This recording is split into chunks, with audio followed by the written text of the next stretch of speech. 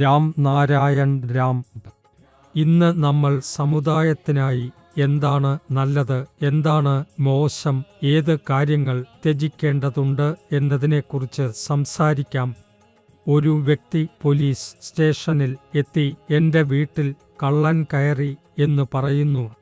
അപ്പോൾ ഞാൻ പോലീസ് ആയിരുന്നുവെങ്കിൽ ആദ്യം ആ വ്യക്തിയെയാണ് അകത്താക്കുക. കാരണം ആരും മനഃപൂർവ്വം കള്ളന്മാരാകുന്നില്ല.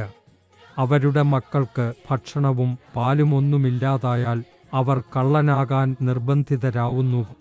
ഒരു വ്യക്തി തിന്നുകയും കുടിക്കുകയും എസി റൂമിൽ കിടക്കുകയും ചെയ്യുന്നു. അതേസമയം മറ്റൊരാൾ പട്ടിണിയിലാണ്, ഭക്ഷണമില്ലാതെ രാത്രി മുഴുവൻ കഴിയുന്നു.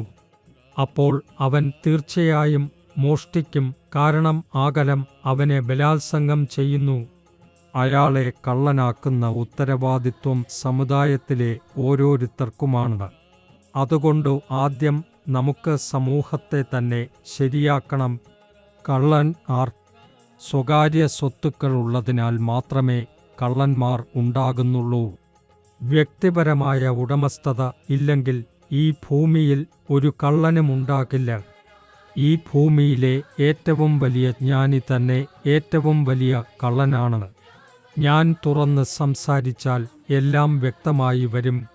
പ്രകൃതി എന്നത് എന്നെ ഈ ഭൂമിയിൽ അയച്ചത് സത്യം നിങ്ങളിലേക്ക് എത്തിക്കാൻ വേണ്ടിയാണ്. അതിനാൽ നിങ്ങൾ മാറുക, പ്രകൃതിയുടെ വാക്കുകൾ കേൾക്കുക. സത്യമായ മാതാപിതാക്കൾ ആകാശമാണ്. ആകാശത്തിൻ്റെ വാക്കുകൾ കേൾക്കൂ, നല്ല പ്രവൃത്തികൾ ചെയ്യൂ, നല്ല കർമ്മങ്ങൾ ചെയ്യൂ, പ്രകൃതിയെ അംഗീകരിക്കൂ. ഇത് എൻ്റെ വാക്കുകളല്ല, പ്രകൃതിയുടെ വാക്കുകളാണ്.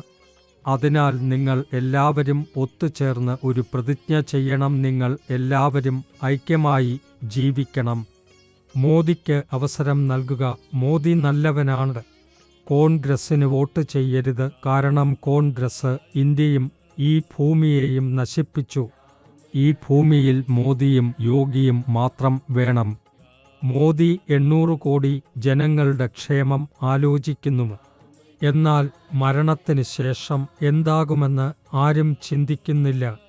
അധികാരവും പണവും ശക്തിയും മാത്രമേ അവർ ആഗ്രഹിക്കുന്നത്.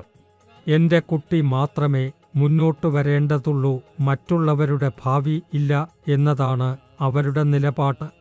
പക്ഷേ ഈ മനോഭാവം തുടർന്നാൽ ഒടുവിൽ എല്ലാവരും നശിച്ചുപോകും. സത്യത്തെ മനസ്സിലാക്കാൻ തയ്യാറല്ലാത്തവരെയും മാറാൻ ആഗ്രഹിക്കാത്തവരെയും പരിഷ്കരിക്കാൻ കഴിയില്ല. ഈ ഭൂമിയിലെ ജനങ്ങളുടെ ഉത്തരവാദിത്വം മോദിക്ക് ലഭിച്ചിരിക്കുന്നു. ജനങ്ങളെക്കുറിച്ച് ചിന്തിച്ച് മോദിയുടെ ഉറക്കം നഷ്ടമായി. അതിനാൽ ഞാൻ എല്ലാവരോടും അഭ്യർത്ഥിക്കുന്നു, എൻ്റെ വാക്കുകൾ കേൾക്കൂ. ഇത് എൻ്റെ വാക്കല്ല, പ്രകൃതിയുടെ വാക്കുകളാണ്. ഞാൻ ഇന്ന് ഉണ്ട്, നാളെ ഇല്ല. അതിനാൽ സത്യത്തെ മനസ്സിലാക്കൂ. മോദി പറയുന്നത് കേൾക്കൂ, അത്രേ ശരി. നിങ്ങൾ 1 വർഷത്തേക്ക് എന്നെ പിന്തുടരൂ. എൻ്റെ വാക്കുകളിൽ വിശ്വാസമർപ്പിക്കൂ. നിങ്ങളുടെ അന്തരീക്ഷ ശബ്ദം കേൾക്കൂ. 1 വർഷത്തിനുള്ളിൽ എല്ലാം മാറും.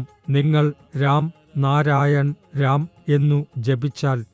ഈ രാം ഒരു ഹിന്ദു ദൈവമല്ല, രാജാവ് ദശരഥൻ്റെ മകനായ രാമനുമല്ല. ഞാൻ പറയുന്ന രാം ശ്രീരാമചന്ദ്രൻ്റെ ശരീരത്തിനകത്തും ഓരോ അണുവിലും ഉൾക്കൊള്ളപ്പെട്ടിരിക്കുന്നു. ഓരോ മനുഷ്യനിലും, ഓരോ ജീവജാലത്തിലും, ഓരോ പ്രകൃതിയിലുമുണ്ട്. അതുകൊണ്ടു എൻ്റെ വാക്കുകൾ കേൾക്കൂ. ഞാൻ പ്രകൃതിയെ മാത്രം സംസാരിക്കുന്നു. ധ്യാനം ചെയ്യുക. ക്ഷേത്രങ്ങളിൽ പോകേണ്ടതില്ല. ഈ ഭൂമി നമ്മുടെ ശാശ്വതമായ വീട് അല്ല. നാം ഇവിടെ ഒരു സന്ദർശകരാണ്. നാം വന്നിരിക്കുന്നു, തിരികെ പോകേണ്ടതുമുണ്ട്. ജനങ്ങൾ എന്തുകൊണ്ട് മതം നമ്മുടെ മേൽ കയറ്റിവെക്കുന്നു? നിങ്ങൾക്ക് മുകളിൽ നിന്ന് കിട്ടിയ മതം നിങ്ങളുടേതാണോ? വിവേകം എന്നുള്ളത് യാഥാർത്ഥ്യമാണോ? ചിലർ എന്തുകൊണ്ട് അങ്ങനെ ഒരു സംശയം ഉളവാക്കുന്നു? നിങ്ങൾക്കറിയുമോ ഭാഷ എവിടെ നിന്ന് ഉരുത്തിരിഞ്ഞത്? ഈ ശബ്ദം എവിടെ നിന്ന് വന്നത്? എല്ലാ ജീവജാലങ്ങളുടെ ശബ്ദവും സമുദ്രങ്ങളുടെ തിരമാലകളുടെ ശബ്ദവും കാറ്റിൻ്റെ ശബ്ദവും ഒന്നിച്ചു ചേർന്ന് വാക്കുകൾ രൂപപ്പെട്ടതാണ് നാം ഉപയോഗിക്കുന്നത്.